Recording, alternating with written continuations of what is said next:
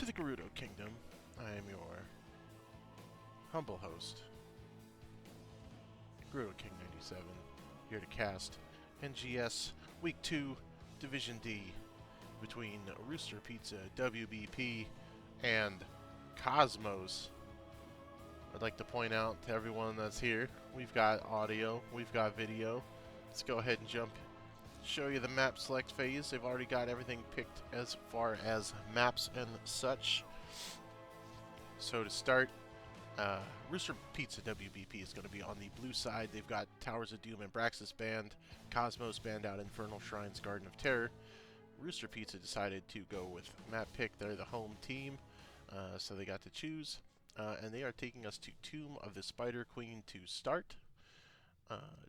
Should be interesting. It was their better map last week when they played. I didn't get caught up on the Cosmos, so I'm not sure how they did, where they played, but definitely the pizza boys did much better on Tomb than they did in their first map, which I believe was Volskaya, if I remember correctly. So just waiting for them to all log in.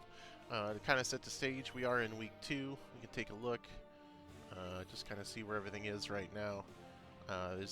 After last week, we had 3 teams with dominations. There's been 1 match played this week with another domination. So they're all tied at 4 points. This will be the second match of the week. I believe the other Div D match is going on right now. Whether it's being cast or not, I'm unsure.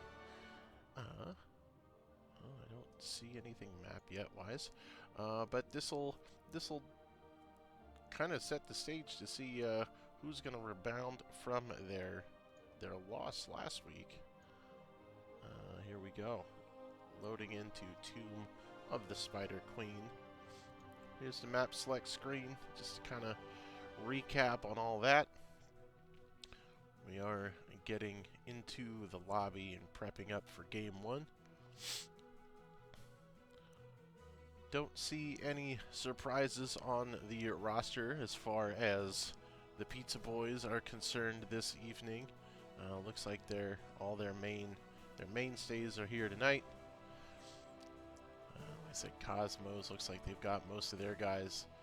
Although these fellas have some scores. Holy moly. Account levels are all in the thousands across the board. Cosmos has got even got a 3,000 there, so that is exciting to see. We do love us some veteran players when we're watching this. So we'll see how it goes this week. I'm gonna go ahead and let them know that we're ready.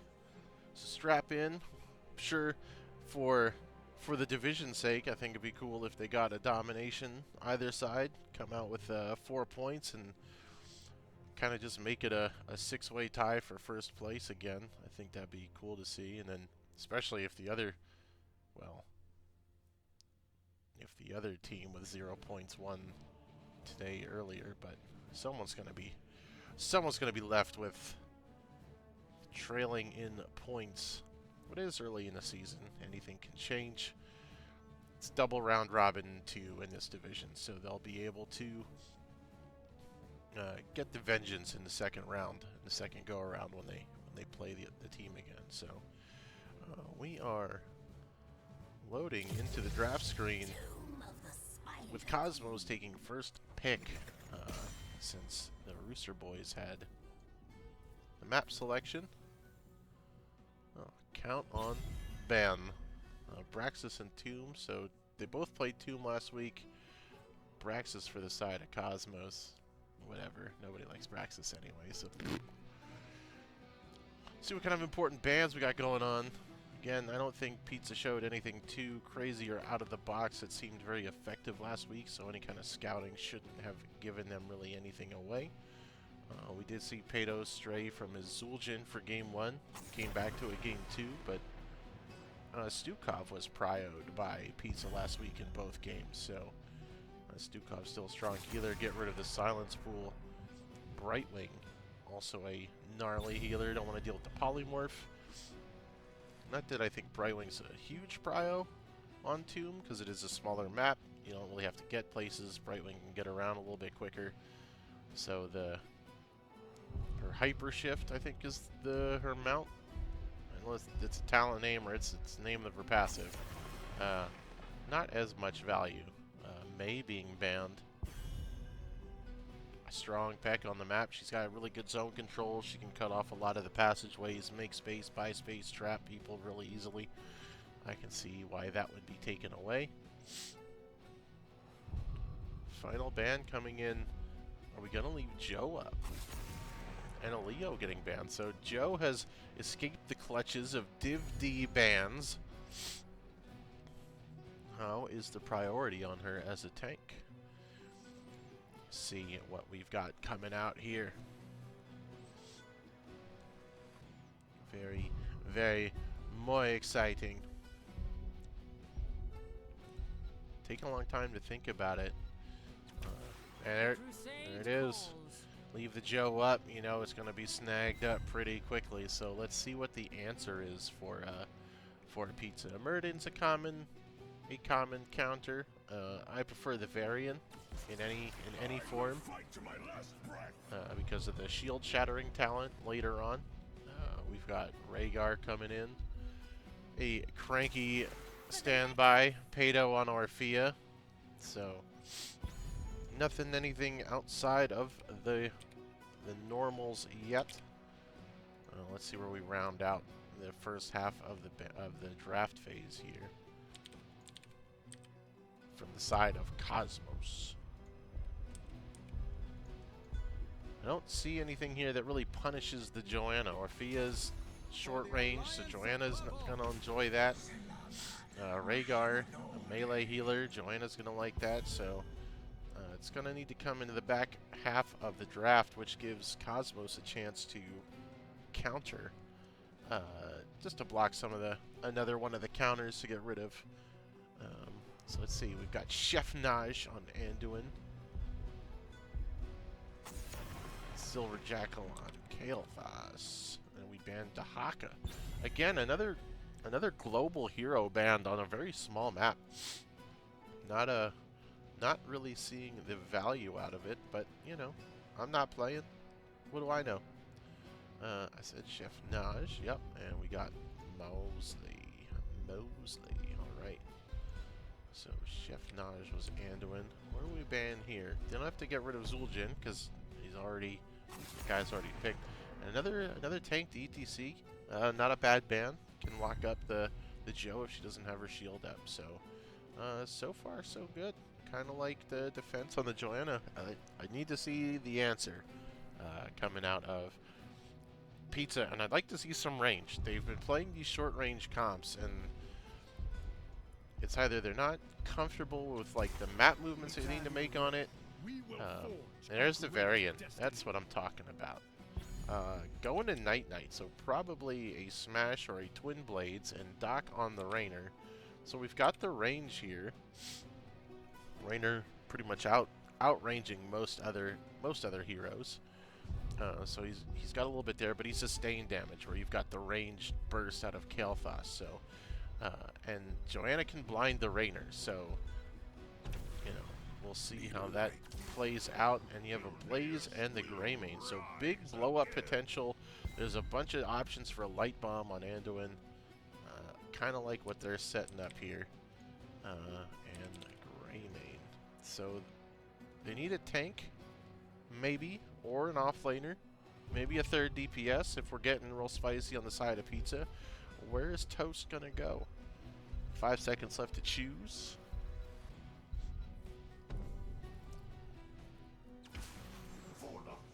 Taking a noob. All right,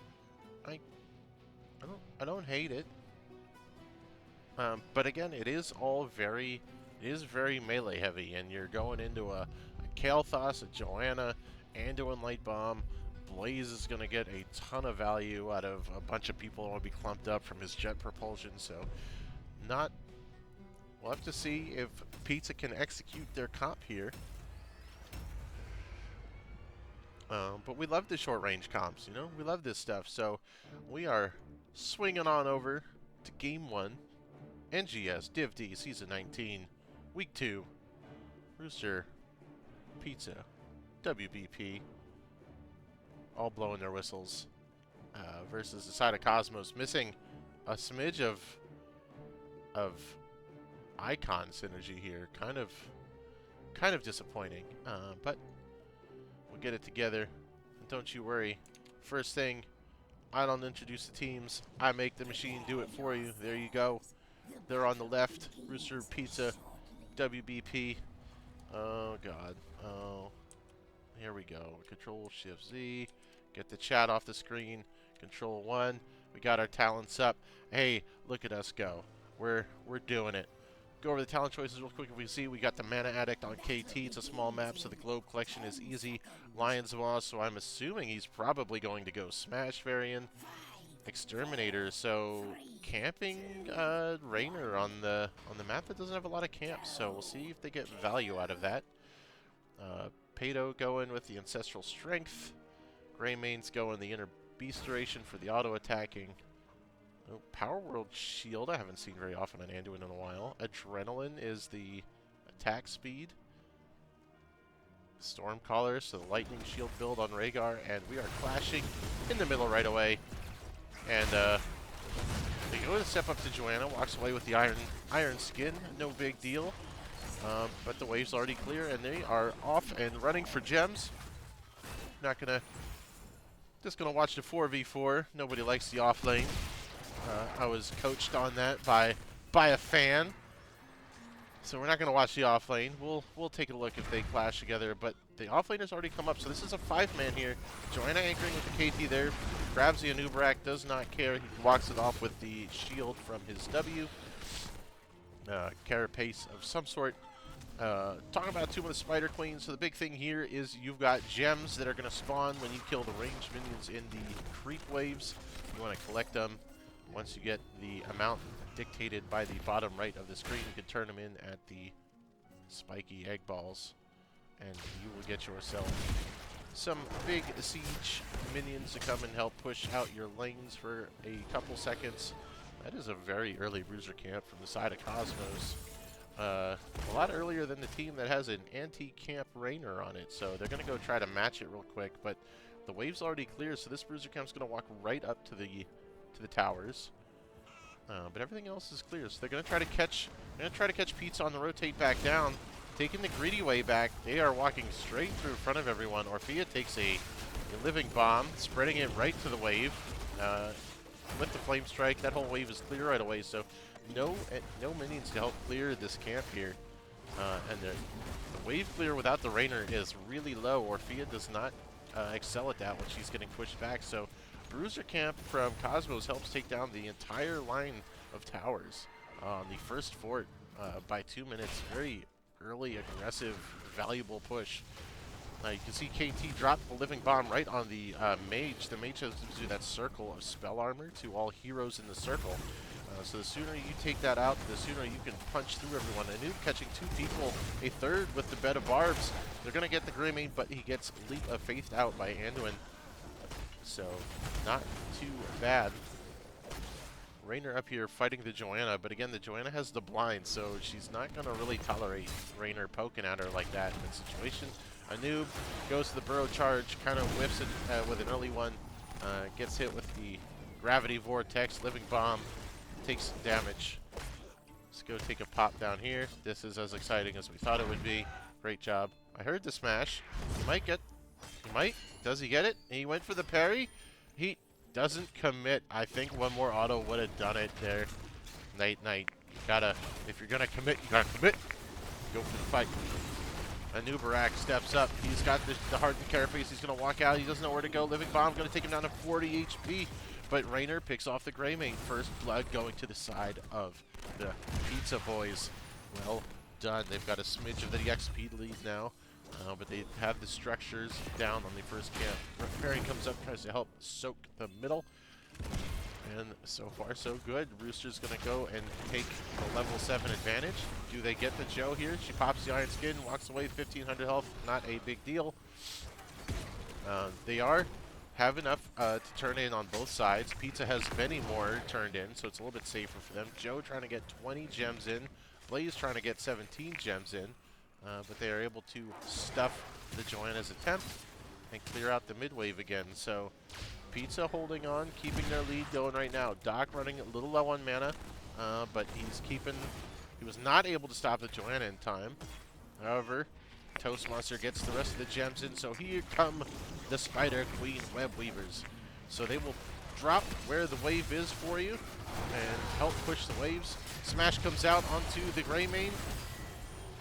Manages to walk it off. The penetrating round from Raynor, not enough to drop him. But a good pushback. A kill would have been helpful to push. Raynor stepping up in melee range, trying to show him what's up. So top is pushed all the way back. They're going to push that out instead of trying to help match the mid wave where their fort's already down. So let's see where Pizza prioritizes. They're 4-manning up in the top. So Cosmo's defending the mid one. That Spider's already dead. You can tell by the gems in the bottom right. And they're going to go for the top one. The top wave's not bad to go for either. It is one of the longer lanes, and it has the boss pit up in the middle. So I'm not against them pushing top. The Spider still has half. The XP is extremely close, as it's only been 1 kill to nothing. Noob burrows in, goes for the KT. No follow-up there, really. The follow-up's going to be bigger at 10 when they get some of the other abilities in. Joanna steps up, walks in all 4 of them, but the Living Bomb from KT, Joanna goes down. Is it going to pay off? The Living Bomb almost clears out the side of Rooster Pizza, but they're able to walk it off. Some big chain heals coming out of Rhaegar to keep them going.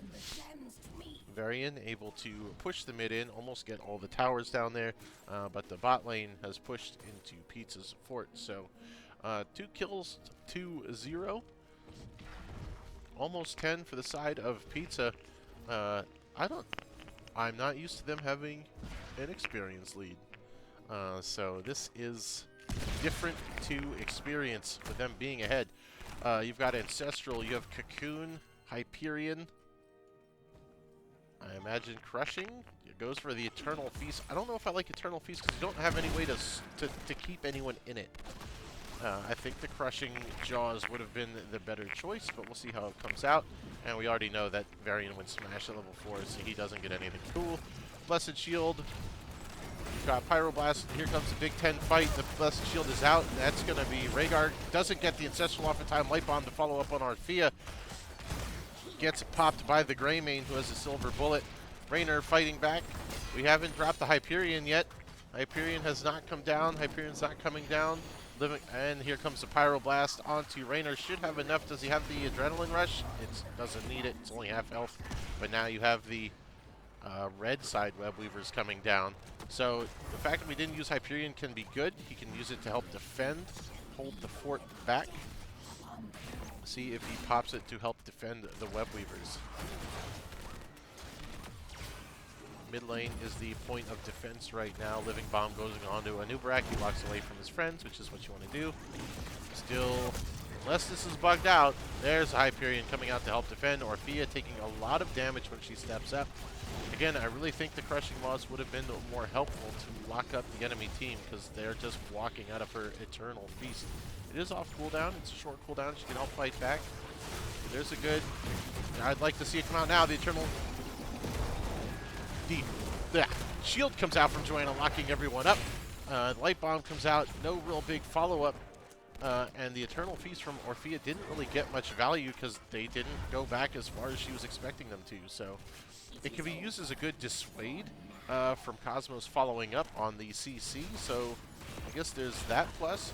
Toastmaster, the only one trying to defend against a 5-man here in mid, walks into the Flame Strike, gets another Living Bomb put on him. We're pinging for help. We're pinging for help. Varian is down bottom. He looks like he's coming up mid. Both teams have enough gems for another turn-in. 39, 44, 48 up top here, so they need the Blaze to help turn in. Joanna steps up. Does not have her Blessed Shield yet. Big Jet Propulsion blocks up one person. Raynor goes down right away with follow-up to Bunker. Joanna is sticking alive with 400 HP. The noob goes down. Cranky is fighting. Pedo is pushed out of the fight by the flamethrowers from the bunker, and they are all extremely low health. Varian trying to walk away, doesn't get the shield wall. No, and he spreads the bomb just in time to Cranky, who blows up despite the heal from the fountain. So here comes not quite another turn-in yet, but a turn-in would be devastating as everyone is dead. Pato can't do anything to help defend. He's got no health. He's walking away. The fort goes down, which is going to be big when they get this turn-in as well. So Cosmos taking a big team fight and taking a fort, and now this objective pull will really start to break open the lanes on the side of the Pizza Felt boys. See where they go to defend. There's no point in defending mid because the fort's already down. They're looking for the catch here. Cosmos playing the bushwhacking play, waiting for someone to step up. They think they're going to step up to try to stop the spider. It could be a thing that happens. It is going to be a 4-on-4 up here. Blaze and Varian mismatched in the other lanes. And here comes Hyperion out to help defend. The noob goes in, misses everyone with the burrow charge, dodges out on the Anduin lockup. Now it's 5v4. Varian still bottom. He's defending by himself. Big living bombs coming out from KT. This is what we talked about was going to happen. Everyone's clumping up, and those living bombs are getting big work. At 16, when they can spread indefinitely, it's going to be a real pain point for the side of Pizzas. They have to fall back from the top wave. They did kill the spiders, so the push should end after they kill the fort here. And they will go to defend mid. Varian defends the bottom, but again, he's saving the lane that is objectively the least valued on this map. So, and Blaze came up to help with the fight. So, Pizza's been taking a couple of 4-on-5s. And now we're going to take the boss on spawn, because Pizza can't do anything about it. They could. It's an even talent tier. They're only down 1 level, but they're going to go for the Bruiser camp to help push mid out instead. And this boss is going to throw some pressure top, so I imagine that Cosmos will just go and defend. They're going to go try to stop the boss. It is too late. Do they walk into the bush? The Blessed Shield comes out, a nuke caught out, and all the blowing ups come out. The Light Bomb is dodged by everyone. Eternal Feast to dissuade everyone, but Varian runs in with the smash by himself and just chooses to go in at the wrong time. Everyone else had pulled away from the Light Bomb, which Varian dodged with the charge, but that left him by himself on the other side of the boss that's crushing down the wave. So Smash Varian does the big deeps. He hits you with the bonks, but he does not live very long. So the boss is going to go down pretty quickly here. The Bruiser camp's getting some value in mid, so that is helpful on the side of Pizza, but their small experience lead just a few moments ago has now ballooned into a almost 2-level lead for the side of Cosmos. Bruiser camp got a lot of work done down here. Under half health for that camp, the port, so that's good. But here we're going to see Pizza, they start doing their playing scared technique. They're going to all clump up as a 4-man and not move. So, which you kind of need to. The enemies are 16. There's a talent advantage, so nothing quite against it, but it's going to slow down your ability to kind of grab soak and get back in from a level advantage-wise. Pato caught out by himself. The Blessed Shield is up. Joanna does not commit it to the pick. They don't really need to, so not the worst. But now you're going to have the Bruiser camp, and you have enough gems to turn in on the side of Cosmos. Pizza grabs the Siege camp. I think that's the first time that camp's been taken this game, so not awful. But now you have to defend against the Bruiser with the spiders. And of course, Cosmos says you can defend your mid lane where you have a lot of problems to deal with. Our big spider's going to drop all the way up at the front line, right outside the gate of the fort here. So Pizza has to come and answer this, but that means they'll probably lose mid. Jimmy tries to defend this, but he walks away from it. They're going to let mid go. They're going to try to defend here, but they're not 16. They might get 16 off this wave. The Hyperion comes out early, clears the wave before the spider gets there. They do hit 16. Siege camp holds the bottom. Varian went for a smash, doesn't really do much there. And just the AoE damage coming out of Cosmos just really just dissuades any kind of follow-up from the side of Pizza. They are way too short range. They're able to push the spider back, but they have to clear at least this last wave out or they're going to lose this keep. That being said, you've got a spider pushing in on the keep in mid, and the bottom spider just fall down. That fort might go down. There seems to be enough of a wave. Orphea gets grabbed up, jet propulsion into, bombs come out. She is obliterated.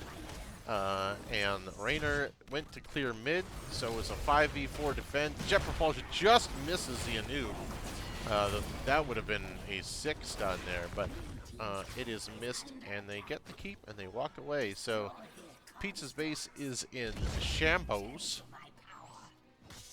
and they've got to try to dig deep and steal their resolve for the defense.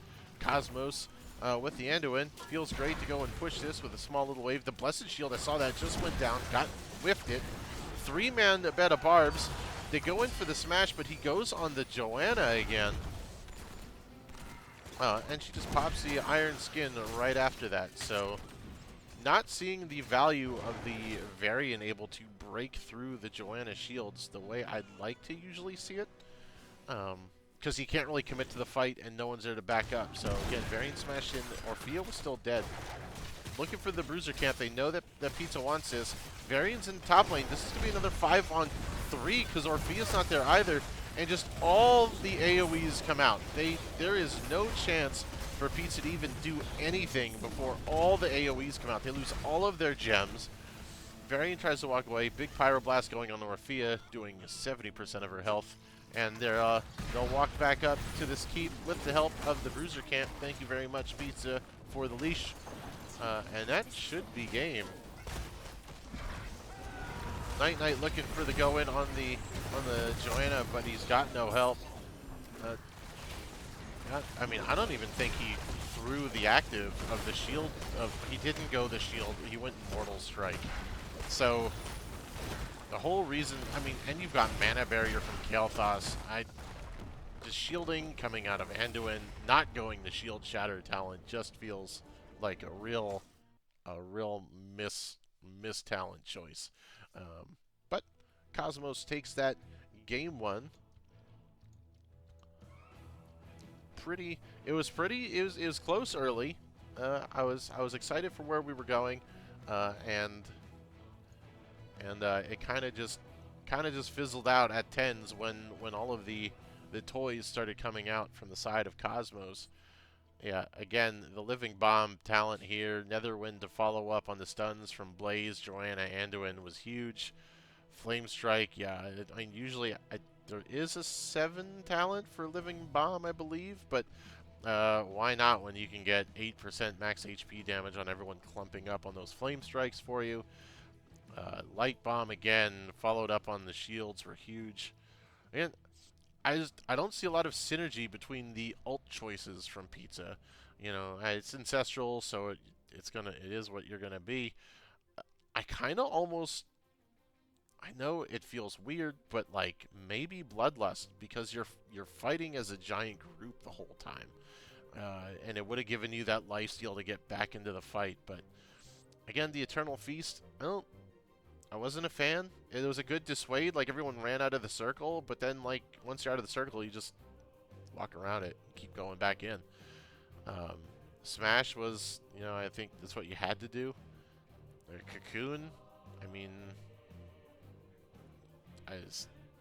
the fight wasn't there. Like the picks from a noob just weren't going to help. And Hyperion was fine. I think we could have thrown it earlier in that very first fight. Would have made a difference. But well, hindsight's 20/20, so we didn't even get to pick all the 20 upgrades here. So that's kind of a bummer, because we love to see what people take on the 20s. Damage-wise, KT topping the charts, never taken down. You know, Grameen up there. Orphea did some damage, really close with the Raynor there. Healing, not usually the discrepancy we usually see. Rhaegar kept up as well as he could, but there were so many fights, especially late game, where they hit all the buttons, and Rhaegar is not gonna fix that for you. So see where we go for game 2. Excited to see where we go for that. Still waiting. I imagine Pizza usually takes map choice, which again, that was the map that they wanted to go on, and it kind of felt like they didn't have. I don't know. This comp doesn't didn't scream synergy to me. So, not like to see some more thought put into the next draft or what have you. So the next map we're going to is the Cursed Hollow. So that's cool. I don't know who picked it yet, but we'll update that there's the little picture there. Who chose map? Because no one ever tells me. They just go into the lobby and oh, Cosmos chose the map. So, oh, wrong one. Update this one more time. There you go. So, Pizza going against the grain, and they're going to prioritize first pick. I wonder if they think that Joanna's going to get through again. If they think that because they let Joanna go the first time,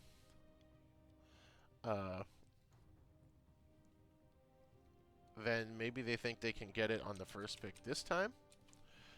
So maybe that is the play here. But I'm unsure, so we'll see where we're going. Oh, and now we have all of the team matched synergy photos. So that's nice. We'll see what happens from there. Thanks for everyone for coming to hang out, checking out the Div D match this week on my channel. Appreciate y'all coming and hanging out with us, watching the Rooster boys do the best that they can do. If you want, you can I don't know, what do you like on Twitch? Subscribe on Twitch, hang out, partner, high five, I don't know. The VODs go up on YouTube as well. You can hop over there and check out the VODs if something about the game really caught your interest, or tell your friends to watch it again. You know, we're just here having a good time, watching some HOTS, playing with the fellas, getting rid of the Anduin, because nobody likes when you leap of faiths your target out of your follow-up. So the Stukov comes out as a ban again. So maybe not a nod to any research done from last week. Probably just more of a Stukov's just, you don't want to deal with him. And Brightwing. So we love to see the HOTS meta where everyone just bans healers because all the healers are a pain in the butt to deal with. Last ban, like I said, I think if Joanna doesn't go, that's probably why Roosters want first pick to grab the prio on the Joanna. So see where they go with their last ban, down to the last second, taking their time to think about it, and they get rid of the Joe. So if that's why they thought they were going to go first pick, Pizza has got to course correct and figure out a new course of action. I will fight to my last breath. Lock in the Rhaegar right away. So I want to see some stuff that's going to partner up with the Rhaegar a little bit better. Maybe some more range this time.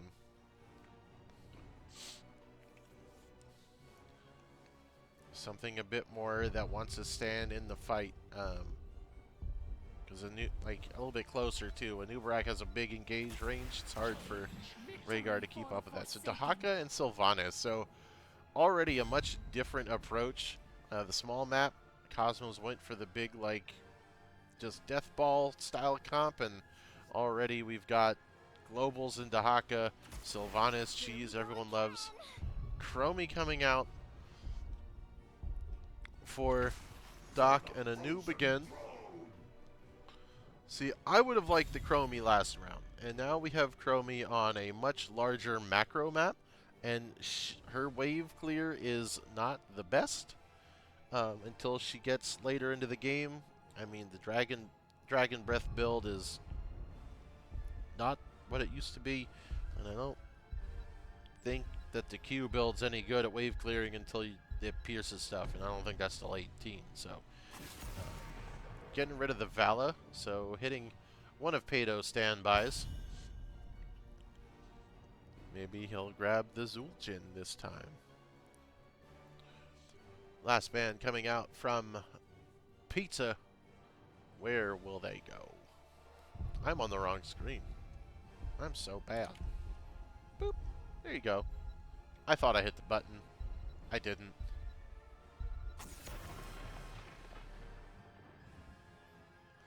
You don't get draft, fellers. You know what? You know what? I'll mod you up, Ben. You can run a poll as to how I'll troll you guys. I like it. So anyway, you see all the things I was talking about. I think I did a pretty good job of talking you through draft. You didn't need pictures or anything. Tassadar and Deckard. I love me a Tassadar. If it's an auto-build Tassadar, we know how I feel about it. We know that I'm here to judge the Tassadar, so get ready. I will have commentary. See where we wrap up the Bruiser and the other DPS over here for Pizza. I am excited to see where Pato goes. Does he go somewhere different, or does he bring... And we've done it. We have hit the button. We've decided that we're going to scale with the Abathur Illidan out of Pizza. Yeah. But as with the Chromie as the other DPS, I don't know. I don't know enough about this silly comp, so we're gonna let them play it out. I'm not gonna. It's gonna be nuts. And then Varian. Varian's gonna come out. You know he's gonna be looking for some.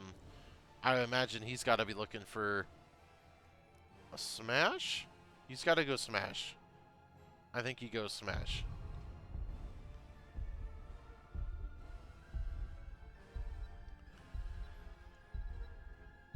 And now I know this is a thing. I know Pato's been messing with the Illidan. They've been hyping this Illidan Abathur build. They do it on the fly. They've been messing with it.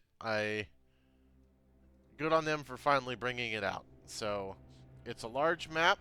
It benefits the ability to scale and take the game late with the Illidan. We're excited to see where it is. I didn't set up the buttons because I messed up the draft screen. So we're just going to go ahead and we'll do the thing that I hate. We're going to zoom out, Control 1, turn that off, and here you go.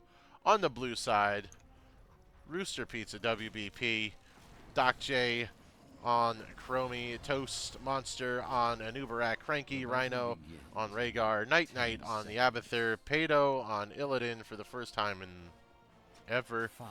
Cosmo side, Odd Thought, Varian, Silver Jackal on the, I can't tell because they're all sitting together, Tassadar, so we're going to be watching him. No. On the Deckard, Dahaka is Mosley, and Sylvanas is Imbuement. Let me see. Psystorm build already for Tassadar, A+. We're already where we want to be. Do we scuffle early? I don't want to see a level 1 scuffle because it's an Illidan comp, so please don't make me do this. Cosmo says that's cool, and they split into all the lanes already because it's Curse Hollow, so you got to start soaking right off the bat. And Pizza's still not answering right away. No one wants to go answer the Dahaka, so the XP lead's going to go quickly over to the side of Cosmos.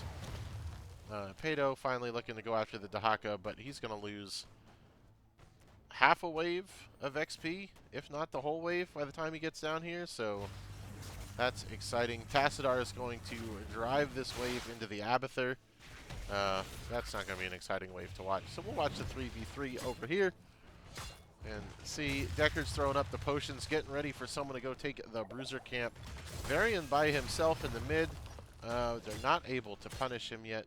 And Sylvanas is down here soloing camp. So they chose the map for their Illidan comp, and it looks like Cosmos has a plan for it. So see what Rhaegar soloing the camp by himself. Illidan fighting the Dahaka, taking a little bit of a beating. So nothing really happening. Everyone just kind of poking each other out. We put the hat on a minion, which is already melted down. And Abathur just sitting in the back doing whatever he does behind the building.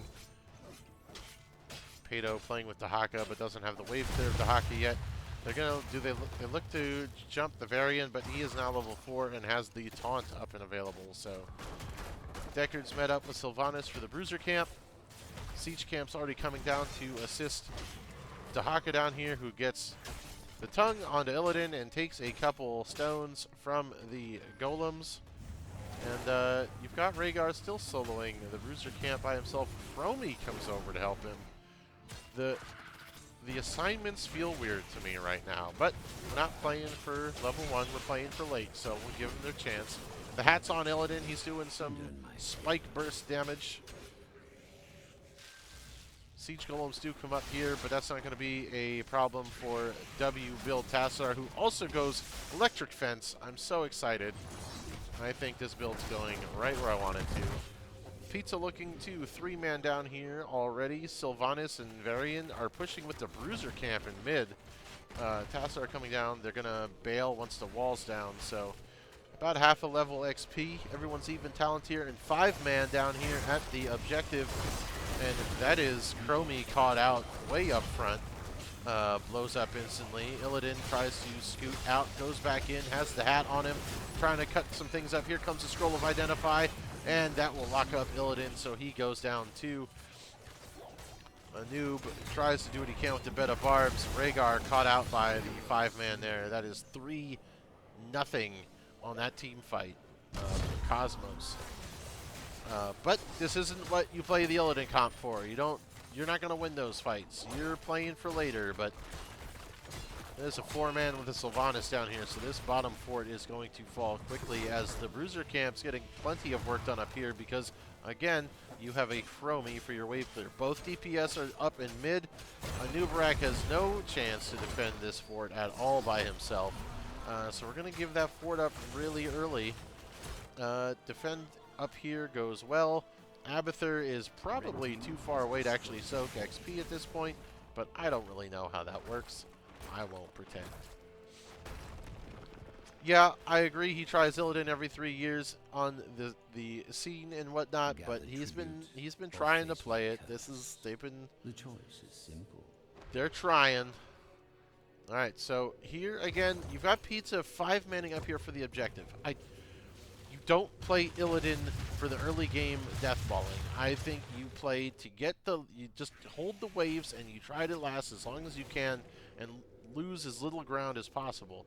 So sure, you might get this objective, but Cosmos is coming to answer you because you came up so early that they're able to get all the red on the map, and now they're going to come in. But you still don't have any tools to take this team fight. Abathur's not bringing you anything yet. All you have is Chromie dropping bombs. The taunt goes onto a noob. He can't walk either. He gets instantly blown up because he's locked up by the Deckard. Illidan's whipping and swooping, but again, the Abathur doesn't bring him any value. He's trying to get to Sylvanas, manages to take one down. Good target focus by Pato to drop the one. It's still 4v3. Abathur trying to do what he can to keep the Illidan going. Rhaegar gets caught out in the middle by the taunt. He is unable to get out. The Slowing Sands help buy some space, but Pato, locked up by the electric fence, does not get to leave. So it went, I mean, they got a kill, so that's a little better than I expected. Oh, the XP comes through the hat. Understood. Thanks, Harkin. I never gave enough of a crap to learn how Abathur works. I just know he was kind of cool in StarCraft and upgraded your Zerg in Heart of the Swarm, so that was nice. Siege Camp goes over to Cosmos on the defending side of Pizza. And again, like I said, I think they're trying to force things early when that's not what this comp wants to do. Chromie has a little bit of an edge because she gets her ult a little early, but all she did was slow people down, so that's cool, I guess. The wall comes out to make sure no one's going to do anything funny, but the boss is going to go down quickly on the side of Cosmos. We'll take a look.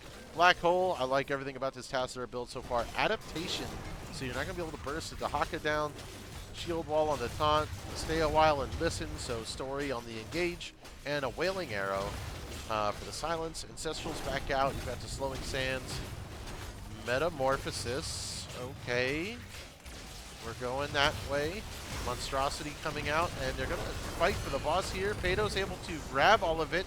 The black hole, stay a while, comes out, but the boss does go over to Pizza, but the objective doesn't. So the boss is going to help be able to defend a little bit. Pato working on the Tassadar, able to get it done because of the slowing sands, positioned really well by Doc, throwing bullets into the Varian. The shield wall buys him a little bit of time. Pato fighting for his life with the Abathur hat on him. He's just staying so low, can't do it anymore. Everybody has scattered to the ends of the earth, leaving Doc and Pato to fend for themselves there. I assume Rhaegar had died at some point in that fight, but that's kind of a bummer because I think Pato actually came online really well. And that's just a sign of where things can go. If they can hold through this defense without losing their keeps, I think they've got a shot at making this work the way they want to. Pato's his target acquisition and stickiness has been paying off. They don't have really anything to deal with him once the taunt is blown. So as long as Illidan goes in after the taunt, he's got a couple seconds to go ahead and get done what he wants to get done. Cosmo's taking this bruiser camp right away because there's not much you can do about it. Pizza comes down. They are on even talent tiers. They might be able to do this. Do they check the bush? No, they walk right into the tongue of Dahaka. That black hole is massive as the rest of Pizza's funnels in. He gets sucked in by it. Not much they can do if you're not going to throw the Q out to check the bush on the way in. So the bruiser camp is taken. The noob is down. You have no front line, and the talent advantage goes to the side of Cosmos. I mean, you know that's what they want to do. Oracle, all right, not bad. It's fine. Probably for the vision, if nothing else. I think all of his 13s are fine on Tassadar. I think it's kind of your preference and what the situation calls for. So 13 is always the talent I'm going to judge the least, especially on a build that has everything else I want out of Tassadar. But they are grabbing camps. Oh, Night. Yep, I'm sure he is. That is a statement that popped up in the chat. Very good. Yeah, he does like the soap. He does. Very, very good. Night, I'm sure, has many things to say about that. Bed of barbs to drive them away as a follow-up on it. There is no... That is 5 Deckard potions surrounding this objective. So if Pizza wants to come up here, they have to fight through a whole lot of Deckard healing. So I just let it go. Just get your waves. It's 0-0. You don't have to fight for this yet. Your XP is pretty close. Abathur's getting the work done. Anub is in the front lines, gets taunted right away, and his team is busy walking away from him. So again, they're not in sync with what they want. Cranky Rhino throws the Ancestral down. It's going to be back off cooldown. Pato doing work in the middle, but he has no help. No help from anything. Without a front line, Chromie just has to kind of run away for her life.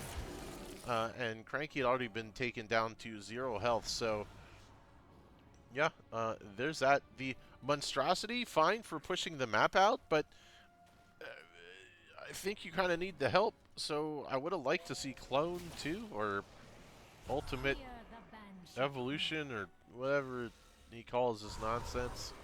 Because then you have 2 Illidan's, and then you don't know what's going on. That would have been cool. But we've got a big gathering going on the mid lane. Pizza's swooping through to grab whatever camp wasn't actually there anymore. The XP lead, though, the Abathur's doing the best he can to keep it as close as he can. It's only about a quarter of a level, so I think you just let them have this one again, Pizza. Do not fight for this one because you do not want to mess with what's going on here. I think they finally figured it out. Go take their boss.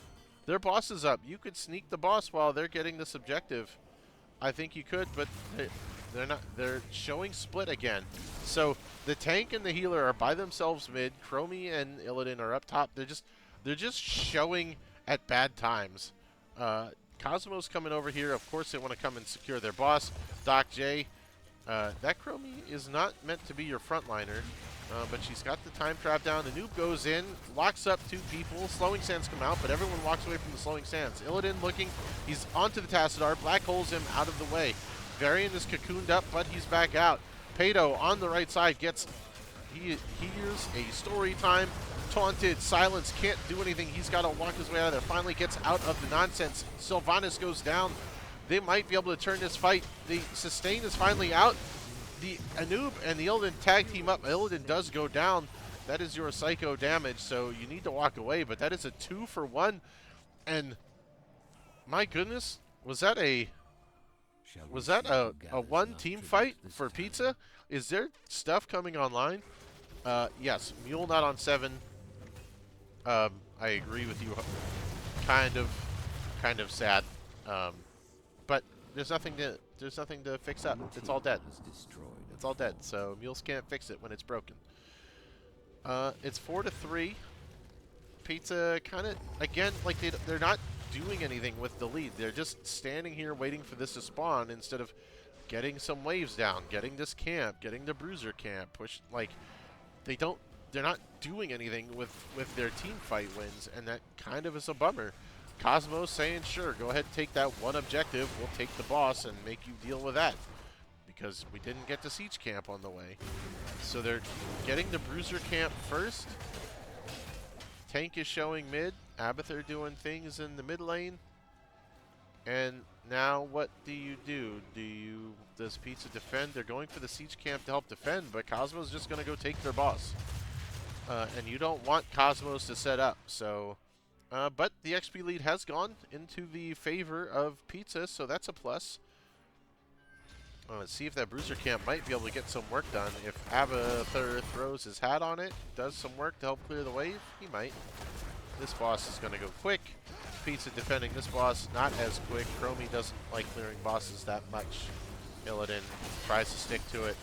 And now the hat goes bottom to stop the Siege Camp. Instead of with the Bruiser Camp, I guess the Monstrosity dies right away, and now they're going to split up. They're going to send... Nope, they're all going to leave, and now you have to deal with the second boss. So now you have to choose, are you going to leave bottom go and fight for this, or are you going to fight the boss and then have to defend against the curse? So, we're going to try to snag this before anything gets done. They've got the time trap down to stop Varian. They've got to start getting this quick. He can't. Chromie can't detonate the time trap while he's pulling the objective. So the counter on the engage gets him off. The black hole goes through the choke point. Metamorphosis to get out of it. Nice job by Pato. He's whipping. He's swooping. He's trying to fight. He's got the hat on him. He's keeping alive. They got the Sylvanas down. Dahaka's adaptation comes out, gets him back up to full, goes right back down to 0. Illidan is finally sticking to his targets, working on the Deckard, but he gets taunted by Varian. And I think, is this going to be a full team wipe? There goes Varian down 4-0. Pizza has pulled it off. Abathur able to defend the bottom keep from the boss and keep the Illidan going. So they're going to go for this fort. They don't have a wave behind it. There's a Bruiser Camp sitting right here. They're almost 20. I think their comp has come online. They may be able to really start driving this home into Cosmos. We may have a 3-game series on our hands. I'm kind of excited. They're going to grab this Bruiser Camp. Anub is trying to tear down the wall to get it ready. You've got the other 2 waves are pushing into the side of Pizza, so Abathur needs to respond to them somehow. You've got this Vision Point, you've got Siege Camp, and you have the Tribute spawning. This will spawn for either team. So Pizza's going to be able to have good push here with the objective up. Cosmo's going to try to run down here. They shouldn't fight. It's 20-19, and they lost the last fight on an even talent tier as it was. So let's see what Pizza does. I wouldn't go for top. That fort should fall on its own with the curse. And so Pizza's going to push the bottom wave. Clear this wave. Wait for yours to come up. Clear this Siege Camp. Watch out for the Tassadar. looking for the long-range stuff. They are still not 20 on the side of Cosmos. Pato gets in, caught by the electric fence, but he goes in cocoon on the Deckard, so he can't get any more healing done. Pato fighting so hard, he's silenced. He is swicking and swooping out at 300 HP. Look at him go. He is fearless. He is committed. That is Illidan. They are not prepared, but he finally goes down. 3 for 1 so far. That keep taking big damage from everyone else. Illidan coming in huge with the Abathur here. Pizza have turned this game on its head. Cosmos did not win the game before the egg timer went off on the stove, and that is a 3-man route by Deckard, but it's just Tassadar. He's trying, he's got all the builds. He went the Q build on 16, which I don't like. I'm judging that now because you're losing. But the force barrier is great. They're committing everything to it. They are throwing everything they have, and that, my friends, ladies, gentlemen, Hylians, Gorons, and Zora, that's a tied series. My goodness. So, each team that has chosen the map has now lost. So, map pick seems to be the bait. Let's take a look at the stats. Illidan eking out Tassadar for most damage done. Huge, huge bigly. Abathur Rhaegar teaming up to do enough healing to outdo the Deckard to keep that Illidan alive. Siege damage, Abathur coming in clutch with 30,000 XP. It felt a little weird at the beginning, but Craig got his ish together and really pulled the Pizza Boys out of the dumpster fire that was the early game. So, well done. I thought Pizza gave up too much ground early, and they were able to. They turned a fight or two, just due to the resolute will of Pato on Illidan, fighting his brains out. He still died the most, which is kind of what I expect out of Pato. So great job, great job. But that's how do you yeah, yes sir. Byron O'Nell, do we ban Illidan? I don't know. It's crazy. I think if you know it's coming, or expect that it may, you have a better answer for it. But wowie zowie, what a game! Looking at these talents, Metamorphosis was big. Definitely the extra health. The extra health out of Metamorphosis was so clutch. I mean, so clutch. He was at so low health so many times. Massive Illidan play coming out of Pato. Let the world know he is not just a Zul'jin one trick. But the rest of it was fine, you know. They just didn't have enough to lock him up and get him down between the Abba shields and the Rhaegar Ancestral. They had him locked up, silenced, trapped, stunned, taunted. They just could not get him down in time, and by the time they could, the damage had been done. So, incredible stuff. Chromie, doing what she needed to do. You know, everyone's worried about the Illidan. She's just plinking away with her build. Not bad. Not bad at all. So, Game 3 is going to be exciting. Everything's on the line. That means that whoever wins the series isn't going to tie the rest of the division at 4 points, though. They're only going to get 2. So, you know, you're still going to have more than the losing team of 1. So, that's nice. You'll be just that smidge up on the ladder. But the division finally seeing a best of 3 go to 3 games. And just the decision-making process here to figure out where they're going to go for the 3rd game. So Cosmos lost, so they get to choose if they want map pick or first pick. So we'll wait to see what is happening there. I need a minute to hydrate. We've been casting and talking, chilling out over here. See what's going on in the chatteroni. Talking about Mr. Taz Dingo.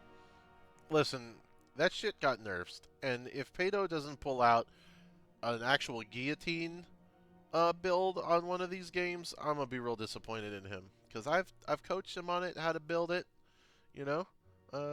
So I kind of want to see it. I think he's got it in him.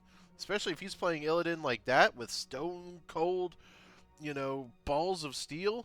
That's when you play guillotine. You got to throw that guillotine up at 3 hit points and get that big damage. So, you know, I think we can see it. Still,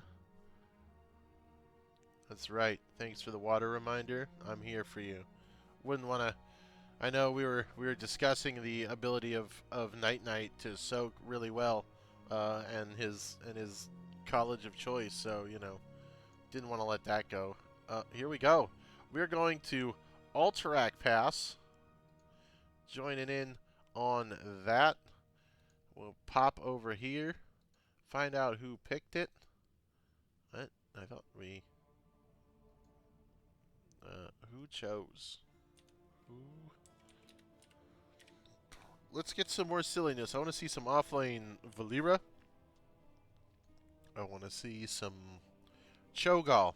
Like, I want to see Cosmos bust out a Cho'Gall to fight back. Like, we see your Illidan silly cheese, you know, and we're gonna fight back. So we've left. Map pick was up to Rooster Pizza, and they chose Alterac Pass. So looking at the rest of the series, we can see that those that chose the map have lost. So it is up to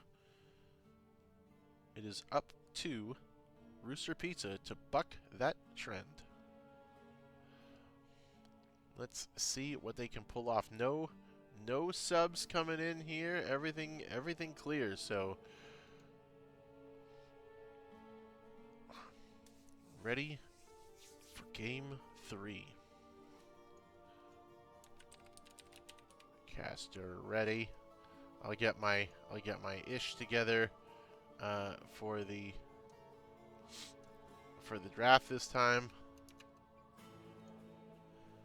and actually have the button ready for you, so I don't have to try to name all the heroes as fast as I can, because I wasn't ready for it. Usually hit the button, but here we go. And you know what? I'll switch the draft screen for you fellas this time. You're welcome. You're welcome.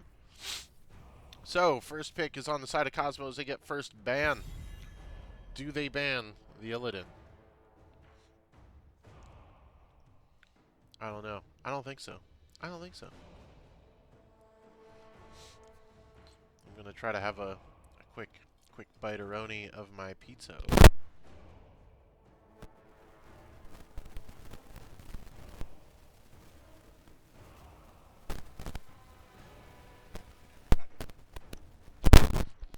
Taking a long time to think about this first ban. Do we respond with the Illidan? I don't think so. I don't think it's first ban worthy. Maybe on the second draft if it still looks like it might show up, but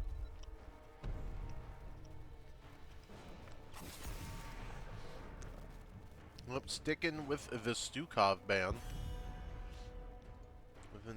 Nothing too silly to see here. See, we've got an Anduin ban. They still don't want to see that from the side of Cosmos, and who their final ban is going to be. You know what, Ben? You're welcome. We take care of you guys here at the I don't even know. It's not the Hyrule Castle. We get kicked out of there all the time. You know.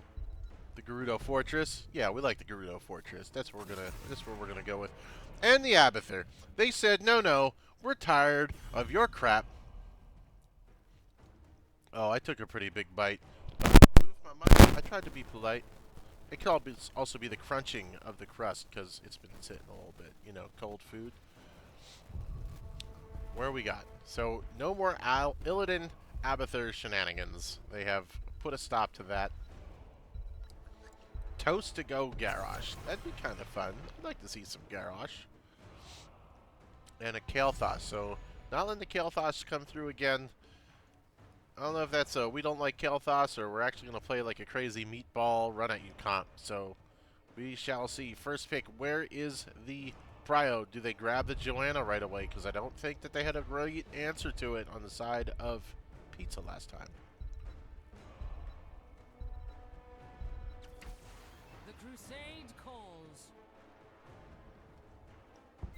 I don't know which sound you're talking about at this point. I'm just talking anymore.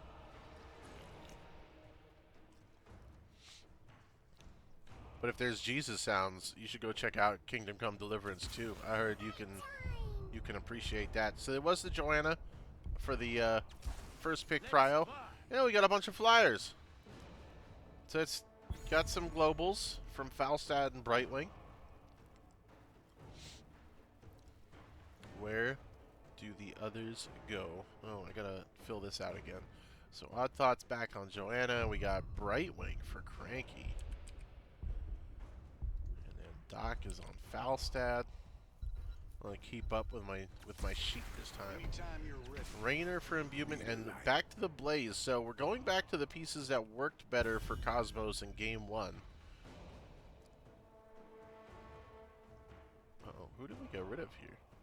Yeah, Odd. Oh, Chef Naj is gone for Imbuement. Okay. I was all goofed up last time anyway. Alright. Band coming out of Pizza.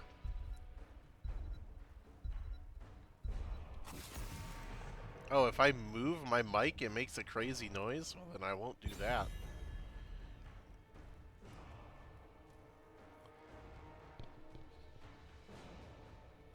Oh, right, because it probably goofs the... Alright, well, we'll be polite. I'll just save my dinner for after. I'll take that. I'll take that L for you guys.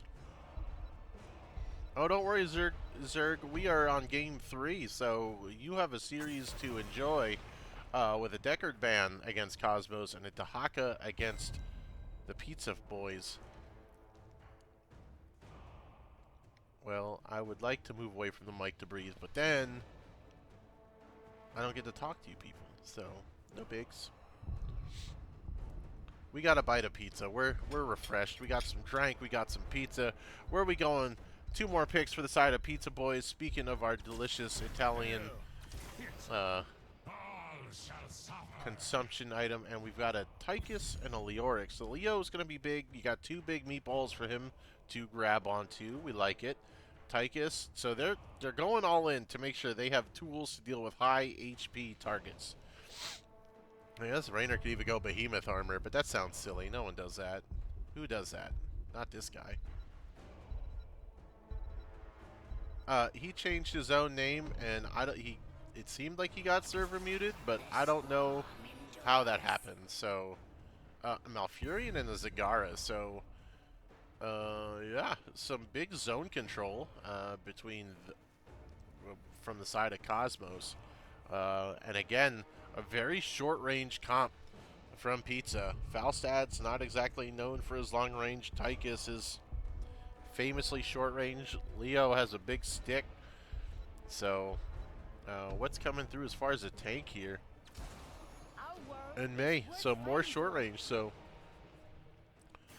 I think he changes I don't know. I'm pretty sure Sugarman changed his name and doesn't know he did. So, you know, that's par for Sugar. Night was on Leo, we said. Pato is on Tychus. Toast was on May. Oh man. Malfurion for no. And Zagara for silver. I think I got them all. I sure did. Update the screen. Go to game phase. Coming in for game 3. Deciding the best of 3 right here, right now. At NGS Division D Week 2. Rooster Pizza WBP versus Cosmos. Coming at you hot. Here comes some pop-ups so you can see who is who. Zoom out. No chat. And talent choices, please. And as is tradition with Leoric, we need to... the Osean renewal, because no one knows how to say it. Osean, I don't know. The O. It's the O renewal. We've got double blinds going into Joanna, picking Tychus into Joanna, bold strategy. We've got the Adrenaline Stim Pack again from Blaze. We saw that before. Corpse Feeders, so the Roach, I like the Roach build. What do you got? Gathering Storm. So you've got Q build coming out of Falstad, Blizzard out of May, and there is the basic attack range from Tychus because you can't really go anything else, especially into a Joe. So 5v5 Big Dick Measure Contest on the bridge. No, Leo doesn't want anything to do with it. He leaves. Zagara throws some roaches down. And it's going to be Pizza looking to make the first move to establish the XP lead. There's still a lot of ambient AoE damage coming out of Cosmos again, so we'll see how Pizza deals with that this time. Leo going for the rotate, looking to catch him, but no one is ready here. Tychus going to soak bottom lane by himself into the Zagara. Not quite what I want to see, but he'll do it. It's not awful. He's got his frag grenade, so he's able to clear out the little creep tumors that spread all the nonsense. Falstad going for the camp right away. Brightling's going to go help him out. So early camp take, it's going to be a smidge early. You don't want to get the camp too early on this one because the camp's going to crash before the objective spawns. So it's going to give the enemy team time to deal with it. So, I mean, you can clear it. I just wouldn't grab it early. Raynor, Malf matching the camp take. Falstad and Brightwing doing it a little bit slower. Leo, he's moving up and down for the dual soak to counter the Blaze. Joe and May hanging out, beating each other with wet noodles in the mid lane. That is the fight I'm interested in seeing. But they leave. Camp's taking about the same time, so not really a lead in one direction or the other. They're going to crash in the middle. Leo is not there. And Tychus goes down. Falstad trying to help defend him. But it's a healer DPS versus 2 DPS, so the sustain is not in favor of Pizza as Tychus goes down. I hear the jet propulsion from Blaze doesn't get anything done, and they're able to clear out the camp from the side of Pizza's and crash theirs into it. So again, like I said, it's grabbing those camps a little too early can be detrimental as far as the actual push. So we'll see how they recover. Here comes Leo coming down on the flank. He gets jet propulsed into stun. He should have his Wraith Walk to get out of there. There you go. Falstad trying to fight the Zagara. No one can deal with the Zagara, though. They have Tychus tried, Falstad tried. No one is able to do it. She is establishing dominance down here. Many creep tumors. The first camp is spawning bottom, so it's going to be rough for Pizza to force their way into that. The mid wave is going to crash. They look like they want to deal with the Zagara, but all those creep tumors give you all kinds of vision, so she knows what's coming and quickly retreats to the safety of her fort. Camps are back up. Looks like Raynor and Malfurion are going to go get theirs right away again. Joanna comes down to help with the Tychus, and Zagara will quickly reestablish her lane kingdom down there. Falstad working on the camp. Raynor working on the camp. Blaze by himself up top. Leo coming down. Not going to get much done, but he does help swoop in and grab the camp down, the wave down here for the double soak. So double soak not as important if someone's already in the lane there. So instead of being able to push the Blaze off, it just kind of comes down and hangs out with May for a little bit. So all things considered, the XP is literally different by only that one kill, and Cosmos is going to start looking to take the objective here. Pizza is going to come in, but they're going to trickle in slowly with Brightwing and Tychus. The jet propulsion misses, no stuns coming out, and now you have all 5 members of Pizza coming in through the slow, tiny choke point. Joanna, Iron Skin popped. She's able to walk away. Zagara is on the back line. Tychus caught in the Malfurion roots. Jet propulsion's out, and you've got Malfurion caught out and murdered by the beefy front line on Pizza. Blaze looking to mount up and get out of there. So a good objective fight coming from the side of Pizza with the objectives pushing back in. Blaze has to go answer that.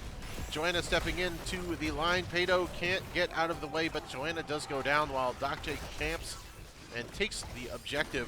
So it's still a 4v2 down here. Lots of low health bars. There's no Malfurion, no healing coming in the way of Cosmos. They can't step up yet. They might. Blaze looking to interrupt whatever he can here, but The Malfurion's back out, so the Sustain is out. Do they stop him from capturing it? They do. 10 seconds left on the timer. Are they going to fight it? The Blizzard will stop Zagara from capturing it. Big stun to slow her down. 5.5 seconds left on the timer. Leoric is down to camp, and we are back to neutral states. Now we are back to a 5-man fight for both sides. Everyone topping off at the fountain for pizza as Cosmo steps up. Leo and the Frag Grenade are able to interrupt the capture. So big defense. Cosmo steps back. Everybody kind of fighting and stepping back and forth. It's a little do-si-do between the objectives. Big Hammerang comes out, does some damage. Malfurion trying to get the heals going. But that is Joanna caught between all 5 members of pizza. The Wraith Hand is out on Blaze. That's going to slow him down enough. Does the Wraith Walk get him? He can't catch him. But that is a man down for Cosmos. 3-2 in kills. XP going a smidge over to the side of pizza as they look to capture the camp again. The oil spill does not do enough Banelings come through to clear it up, but Pato should be able to get the capture going. And that's going to be a couple more seconds as the camps fade. And the... what is this? The Dwarf something riders? I don't know. It's not the Wolf riders like the Horde gets because they're cool.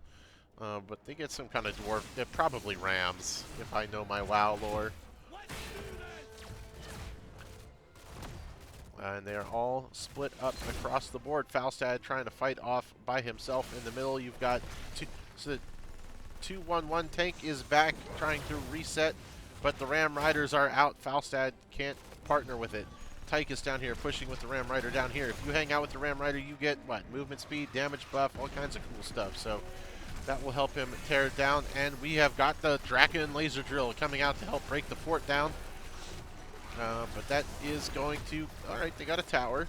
Not too bad. But having the drill down is going to make it very hard for them to take a follow-up fight as Cosmos hits level 10. Falstad flying in, looking for something here. He's got the Gust Toast, looking for the Hero Snowball. Misses all 3 of them. Just trying to help push him out of the way. The Blessed Shield comes out. Pato gets caught, but he's able to walk it off. Gust comes away to dissuade and push back Cosmos from the re-engage. What else do we have? We've got Emerald Wind. So between Emerald Wind and Gust, you've got 2 tools to keep the fight off of pizza coming in from the side of Cosmos. You got the Drill, you've got Entomb. Craig, I want to see some better tombs out of you this time, bud. Last week was a little disappointing. And you've got the Snowball from May. Hyperion comes out to help push forward for the side of Cosmos. They've got 4 men here. We're not looking at the off lane. Have fun, Blaze and Leo. Falstad working on the camp, so it's a 3v4 defense. Hyperion doesn't get to do much because the wave wasn't there with it. Falstad should be able to burn this down pretty quick. And Leo coming down. We can make this a 5-on-4 if we time this right, or Leo's just looking to double soak. Falstad looking to help come defend here. I think it'd be cool if Leo came in and got the flank cage. Flank cage? No, he's going to go deal with the Blaze up top. So Brightwing trying to keep his team going. Able to throw out his little glitter bombs to help clear the creek tumors.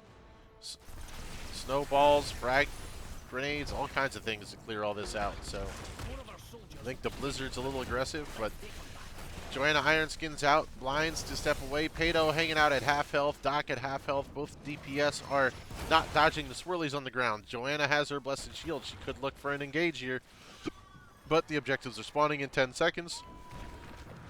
And the siege camp is already cleared mid by the side of Cosmos, so if they get their own camp, then that's going to be a pressure point for Pizza. Leo just steps in to get the wave, and it gets flanked like a bad sandwich. Perfect roots come out from Malfurion to lock him up, but there's not much happening there. Blaze is pushing in the front tower. The XP is extremely even, so we should both hit 13. We have the Rainer caught up, but the roots to stop everyone following into the cage.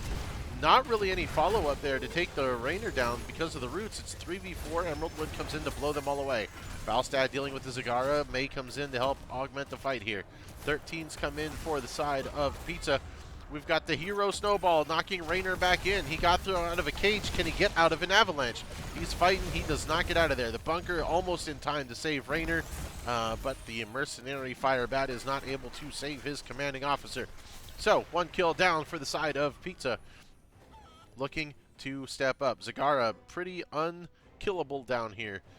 Pushes into the Falstad. Looks like he's starting to be able to deal with her, but she goes back to heal up. Nidus Worm is out, so she may be able to come to the fight before Falstad can. Should be able to fly up if she does. 2 seconds left on Raynor before he's able to come back. Can Cosmos be able to defend and not let them cap? If you keep trying to cap, I think you just take the fight here. Blaze does what he can. He gets caged. He's in the bushes. He can't get to the burning oil patch to heal up, and he goes down. Joanna does not have any tools left. Blessed Shield down. She has to retreat. Cosmos walks away through the blizzard, and Raynor gets caught, but Leo is taking a fort shot, and now he's caught in some strangling roots. Still 4v3. The objective goes the way of Pizza. Well done. The Zagara is able to keep pushing the Falstad, but he's able to match her until I cast her, curse him, and now he's dead. So Pizza should be able to get this objective, but not before Zagara punishes the bottom. Joanna steps in trying to help make the play to get the objective recaptured, but can't get the job done. And now Blaze is back, but it is too little too late. 5 seconds remain. Pizza's going to hang out long enough to make sure nothing bad happens. Do we get a root out from Malfurion? We do not. So it looks like we're going to settle in to defend. Mid pushing in. Night Knight goes to clear it out. And yes, the bottom fort did go down. So Zag made the job. Finished. And now she is, I don't know where she went. Oh, she's just hanging out in the worm. Right, I forgot you could do that. Big defense should be coming up mid while we wait for the Ram Riders to come back out. So that's 2 objectives to 0 for the side of Pizza with about a quarter of a level lead. They're not able to step up with the Ram Rider. The wave clear is big, and the ambient auto attack damage from the Zagara would stop them. Big blizzard coming out. Malfurion gets locked up. They can't reach him. Leo and Blaze are on opposite waves, so Leo's going to try to push in bottom and take over Zagara's lane kingdom. Blaze trying to hold the line so their top fort doesn't go down. Iron Skin from Joanna. She's just kind of spinning in circles, doesn't know what she wants to do. The Blessed Shield's ready, but she's polymorphed and goes down before she can throw it out. Pizza fighting back strongly in game 3. Incredibly well done so far. Blaze comes down, throws some oil out, doesn't want to jet propulsion in. He goes in now. Tychus going almost down. Phase shift, hyper shift, some kind of shift from Brightwing to heal everyone back up. And we're doing okay. The Rams have been destroyed. The defense of mid and top are okay, so it's just the bottom forts missing from both teams. As Leo looks to better be clearing out the creep before you step up to this boss. However, they've gone for the top boss on the side of Cosmos. So another siege camp going out from Pizza. But if they move quickly, Cosmos can clear their boss and sprint down to the bottom. Tychus does do work on this, so it'll be... Cosmos is going to get their boss first, but they won't be able to respond to the bottom boss in time. So, not awful, not bad. I imagine that both teams will let the boss push and do its own thing. But the top boss is going to get more value as they all push with the boss to make sure they get this front top fort down. Falstad flying up. Not able to get there in time. Brightwing following up with the hyper phase shift. And gets there to defend against the boss, but not before they take the top fort. So now they have to look to defend against the boss going against the bottom. But these bosses are notoriously bad at doing anything. So he's just going to go ahead and die. He got 1 tower. Good for him. Keep it together, bud. Joanna all by herself. The May's going to try to catch her, but the Iron Skin comes out to keep her alive and walking out, getting away to the safety of the Zerg-filled creep. Ew. In mid lane. Objective spawning. So we're getting another siege camp for both sides.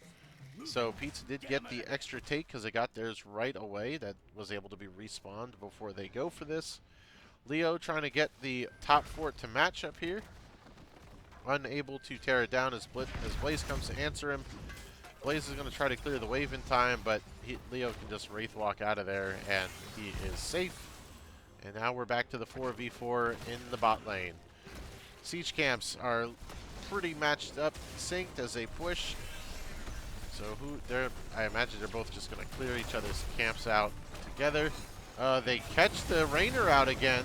Blizzard for the follow-up stun, but Mei has to go into the ice block. Able to walk it off for a moment. She's silent. She's going to go down. So Rainer for Mei trade. Tank versus a DPS. Leo steps up, tries to get some big swoops with the Mason. Bunker comes out to save them all here. Plenty of ults still here. You've got the gust yet from Falstad to keep everyone safe if they try to re-engage. And all the ults are down on the side of Cosmos. So the fight kind of fizzles out. Actually thought we had a bit more there, but not much here. So we're going to reset and storm the objective.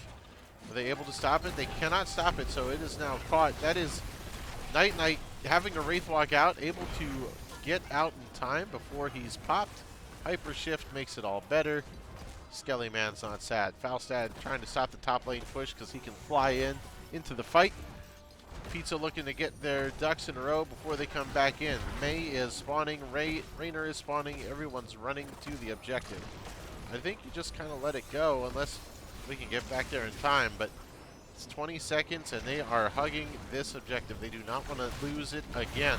The engage goes in, they're trying to catch the Joanna. Big stun, big jet propulsion. Hyperion comes out to follow it up. The heals from Alfurion are trying to cage. Gets two people. Joanna and Rainer are stuck in there. Now some anti-healing. The health bar is falling way low on the side of Pizza. Big Brightwing heal, but not enough to keep him going. The snowball gets two people out of the fight. Tyke is pushing up into the Malfurion. Joanna pulling in 2-3 people with a huge conviction. And the Leoric is going to run away with the Wraith Walk, but it is too little too late. So good fight on the side of Cosmos to bring this back. XP was almost 20s first for Pizza, but this push could be devastating with 3 down, 40-second death timers as Cosmos hits 20. This could be gross. By the time the Wolf Riders get up here, the waves are going to be set. There's a bottom mass wave coming. The mid is up. You've got the creep coming out for Zagara. Blizzard's going to come out to try to help do some defense, but can't kill anything.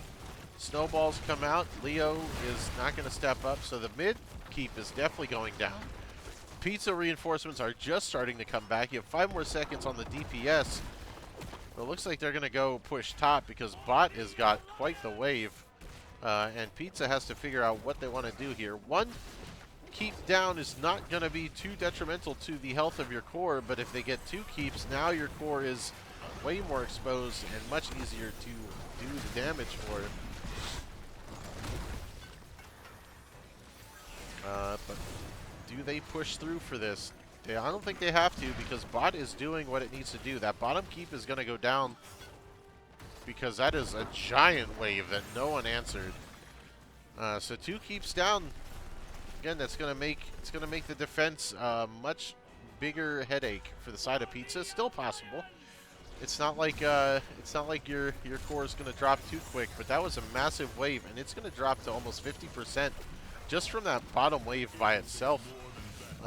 And Cosmos is lined up and ready to take the boss on spawn, which will very easily push to this top keep, I believe, if they escort it in.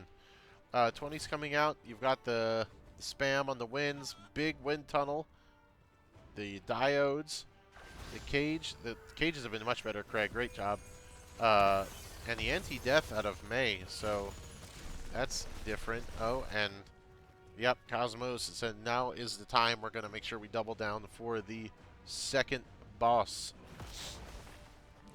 Yeah, you've got full summon build on for Zag at this point. What have you got? Astral Communion on the Twilight Dream. So now he gets to teleport when he casts it and really be a nuisance with it on the silence. And the anti-death on Joanna as well. So both tanks not going to... trying to stay in the fight as long as they can. What do you got? The Mega Bunker from Blaze is whatever, and you've got the adrenaline rush. So Raynor giving himself a bit more self-sustain in these fights. Leo going to get caught out. The Jet Propulsion can't really do much to Leo when he has his Wraith walk up. But here comes the pushes. So you have to defend this bottom boss, but that's going to give Cosmos time to push top and take that last keep. And then you're in big trouble. Pizza has to take this boss out and be able to manage this defense because they can't let this objective go over. If this objective goes over with all 3 keeps down, there's no way this happens. The map pressure from Zag is becoming overwhelming. They might not even go for the objective with the boss there. They're just going to force the core. The boss is doing plenty. The gust pushes people towards the core. Not sure if that's the wind tunnel you wanted. The bunker comes out to help keep everyone alive. Falstad drops. The health bars are low for Cosmos, but the core is down. The damage is done. You got Blaze, but 2 down. They can't. The focus was almost there. 3 for 1, but well played. I thought Pizza had it in their hands, and right around like the 2/3 mark, that fight at the last objective is really what kind of tilted it out of control for them. Those massive death timers into that push was too much. The scales tipped too hard. Looking at damage, Zagara massive, not getting taken down again without the Illidan on him. Silver Jackal has not died this evening. Raynor getting tons of damage out. Tychus did pretty well for having a Joanna in his face. Leo out damaging the Falstad. And healing, Brightwing coming out huge with some big heal numbers, but just not enough to keep his team up and running, even with the kill deficit going over to the side of Pizza. So mark this down. That was a red team win. Update it 2-1. Solid games. I thought it was going to be a little bit dirtier after game 1, but Pizza pulled it out for game 2 with their cheese Illidan, and really tried to make a stand in the last game. But I think the same way Illidan came online in game 2, the Zagara became too much for the lack of map pressure from Pizza. I mean, between Blaze is an offlaner, Zagara is basically an offlaner. You know, Joanna can clear the wave pretty well on her own as well. So all things considered, pretty solid. I can try to figure. Who's their captain? Does anyone know? Do I know? I think I remember it, but I guess I better look up here quick. See if they want to talk to me. Here we go. Click this squad. Captain is Odd Thought. All right, let's see. Here we go. I can message him here, right? I can do that. I don't know. I can't hit the button. I'm just gonna go hop in a lobby and see if they come hang out. I was not ready for this. What is their name? I don't even know what their name. Oh, here we go. Cosmos. They're under C. See if they want to come chat with us. Here we go. Oh, it was this guy, I think. Oh, you're here. Welcome. Howdy. I'm still remembering that I'm on stream mode, so I don't hear any notifications. But welcome. Congratulations on your team's win. Thank you very much. Uh-oh, are you guys one of those teams? Are you all gonna pile in here? Cause no, it's just us. I'm just here for the moral support. You know, Hey, He's here. hey, everybody needs the community manager and the cheerleader, so no judgment here. There we go. He's my emotional support teammate. There you go. That's right. Well, congrats on the win this evening, guys. A big rebound from last week. You know, it's yeah. How'd the series feel? You're the first 3-game series in Div D this season. Oh shoot! Well, Everyone else that's was awesome. 2-0'd, so here you go. At least we're getting some, we're getting some competitive matches in. I mean, I feel pretty good, man. Like, Yeah, they I looked was really gonna good. say. Yeah, first off, yeah, hats off to them. Uh, our competitors, they played very well. Especially the second game, they played really well. But I mean, now I only played one game, but it felt very, very good this week compared to last week, obviously. So, cheers to everybody for participating, and yeah, we're happy with the win for sure. But it was definitely a close series. I mean, we can kind of take a step back and go game by game real quick. I mean, game one, I think you guys had pretty much under wraps the whole game. That was on Tomb of the Spider Queen. Um, I liked your guys' comp. I didn't feel that Rooster's comp was very synergetic. Did you guys get that same vibe in playing them, or like I don't know. I felt like even their ults were very just kind of haphazard. What was your guys' approach to dealing with them? Because it felt awkward to me, but I don't know. Sometimes being above kind of spoils you. So What did we run on pretty much the same team? thing. You guys had Blaze, Joanna. Um, Mhm. Trying to remember the rest of your comp. You definitely had those two frontliners. I played Anduin that There you game, go. Yep, you had Rescue the Heal. yeah, you had the Anduin that time. So I wasn't there No, for you had the game one. I Kael'thas. You watched guys had it. the Kael'thas that game. There was a lot of That's right. circles. Oh yeah, yeah. There was the Kel'Thas. We got a lot of value with And the Kel'Thas Greymane. that We game. got it. We Yeah. got your whole comp out. Greymane was in it Right. too. Yeah. For that game, I felt like they were struggling to kind of pin down Joe when she was living in the rotates. Yep. I felt like that particular game, yeah, I think it was mostly just a draft problem, to be honest. But I still think that they played that as about as well as they could without the lockdown to be able to do anything about Joe's shield.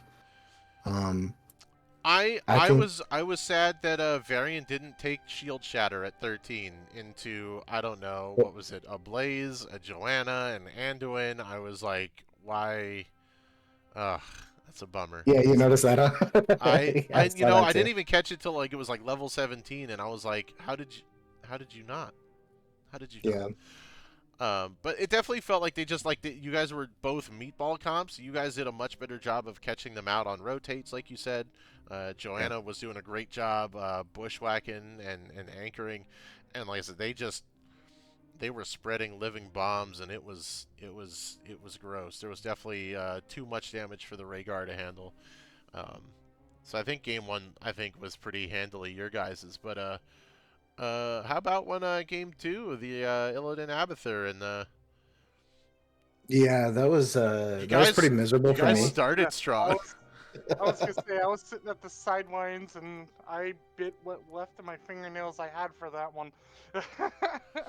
I Oh you got man. you guys definitely just didn't beat the egg timer on the stove, right? Like I Yeah, think your guys yeah, is Yeah, that's kind of like what it felt like by level 16, right? Like things were kind of stable for a while, but as soon as level 16 hit, in my opinion, it felt like the Illidan Abathur combo just kind of went into overdrive. I he lived in critical health for so long in every fight, it was absurd. Just yeah, one step ahead. The It was Abathur, yeah, wild, and yeah, like you guys did what you yeah, needed to do: taunts, silences, lockdowns, yeah. kept him Oh bit yeah, like, and he I just agree. you Yeah. couldn't get him down, and then he just gets out and does whatever he wants. But I said I honestly thought they gave up too much ground. I thought you guys had it in the bag, and then Abathur just started pulling in tons. yeah. It was. I think that part of the issue with for me on that game too is that I picked E, which kind of put me out of position a little too far. And getting back to Potion was just like tragic. It was fingertips over the finish line type of shit every time. Yeah. So yeah, once the Avatar started getting the heal, like it was just I couldn't get Yeah. that guy off me. Yeah, a Um, good Abathur has to participate in fights. Like, you know, when you queue up in regular matches, you see an Abathur play, they're always like pushing all the time. But when you got a yeah. Abathur that actively participates in fights, huge play by that team on that match for sure. Definitely, Yeah. and not expected, right? Like, I don't know how much scouting you guys do, but as someone that regularly chats with them, like, I know it's in their back pocket, but like, I haven't seen them pull it out in NGS in a while, so Oh, really? it was It felt surprising to pretty me. polished. I know they've played it a lot, like in Storm League. It's been it's I think like good on them for pulling it out and showing it off, and Yeah, oh, Yeah. absolute mad respect. That Odin was off the chain for sure. and then Alterac pass, and I thought you guys were toast, man. I thought you guys Yeah. were. I thought it was in the bag, and that objective take you guys got was a huge swing. Yeah, it was a little rough in the beginning. I picked stacks, hoping that I was gonna get a little more in the tank than I was getting, and I was also positioning a little harsh, like a little aggressively, so I was getting punished for it. The two times I did die, like it was pretty much in tomb all the way, so they did a really good job of punishing me for that. I honestly thought that it was gonna go down on Joe, because Joe doesn't really have any options when she's caught in it. Right, right. Uh, but that was not what they were looking for, and Leo was getting this really juicy tombs on me, so it was just hard to bounce back from that. But we still macroed our way out of the bag there. Yeah, So it was definitely close. I mean, like I said, like it was the third objective, and the fight felt like it was gonna go either way, and then you guys just you crushed them at the end, and then you guys like at the same time as the objective finished, and it was like that's rough. That's So, yeah, it was heavy. and just with real a Zags map control on top of it, just ugh, man, it. I don't know. I'd like to know what their mental was, because that went away. That fell out of their hands real fast. Yeah, it's an Alterac game for you, man. They just I was sand in your gonna say, hands.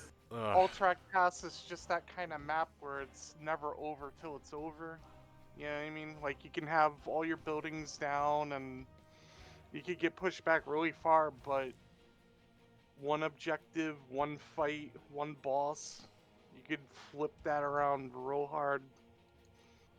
And they almost did it. I mean, they Mm, almost oh, pushed yeah. you guys Yeah. off at the end, and I mean, I'd hope so. I mean, I'm gonna self plug, but my old team, Community Pizza, we were kind of known for the epic base defenses, turtling up and pushing back out real hard. So if they're gonna take my team's name, they gotta step it up a little bit, But they almost pulled it off, and I feel like if they had been able to defend, they might have found a little bit of life there, but.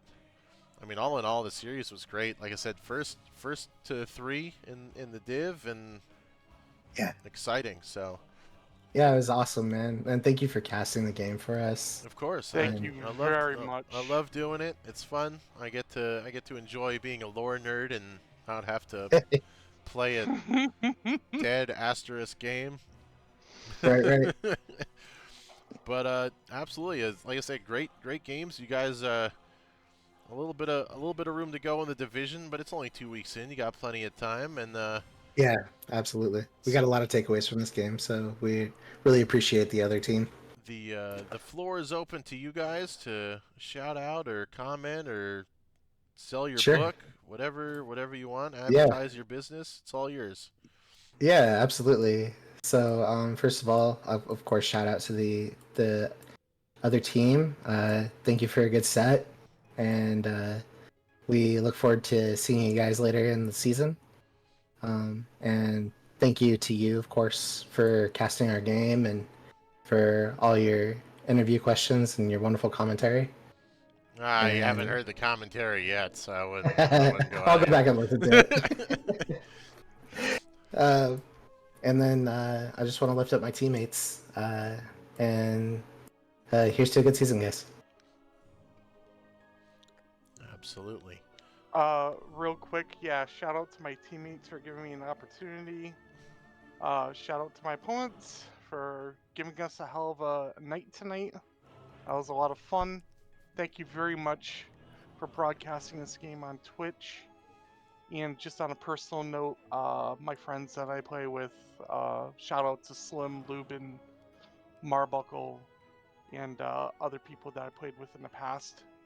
And we gotta keep this game going, man. I love this MOBA. We all love this MOBA. And it's real to me, damn it. I feel like that wrestling dude who, you know, he was like crying, saying wrestling was real. Heroes of the Storm is real to me, man. Hey, it's just a fever dream for all of us. You know what? I gotta get back into it. I already interviewed PRA a bunch the last season. I interviewed, and I gotta get back into my standard last question. So I'm gonna propose it to both of you since I've made fun of the game being dead for 2 weeks now. If you could add a hero, who would you add? Oh man, Ashara. Okay. I think we need ability base range damage dealer. That's kind of like more of a standard AA person. That can fill that role. Also, I think she could bring some cool shit to the game, and change the meta up a lot. All right. Can I zig to your zag? Sure. I would add Bill Gates. Bill Gates. Bill Gates, man. Let's add a billionaire to this game. Let's get rich here, you know?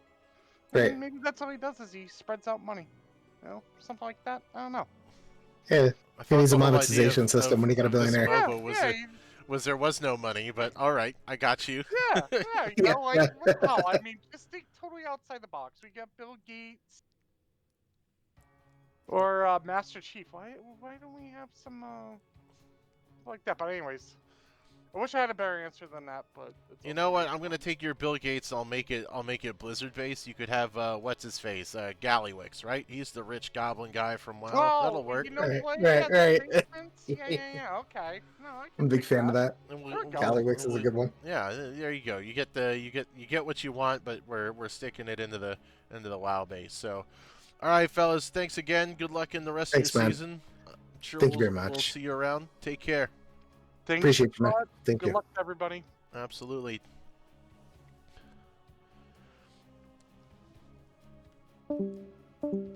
All right. Well, people here that are sticking around for the end of the interview, thanks for hanging out with us. We only had one technical error this evening. A little bit of not pushing the right button. Well, I guess I also made some kind of weird noise when I ate some pizza, so we'll count 1.5. But we're gonna be here. We're casting the Rooster boys all season long. Watch their journey from in Div D to see if they can wrangle their hands around the championship this season. Watch them grow, watch them learn, watch them pull out Abathur Illidan combos. But again, thanks to everyone watching, coming in. Appreciate you hanging out, spending your night with me here. And I think that's about it. We'll be here next week. I appreciate all of you. Appreciate my girlfriend for letting me spend the time with everyone tonight. You all have a pleasant evening. We'll see you next week. Take care.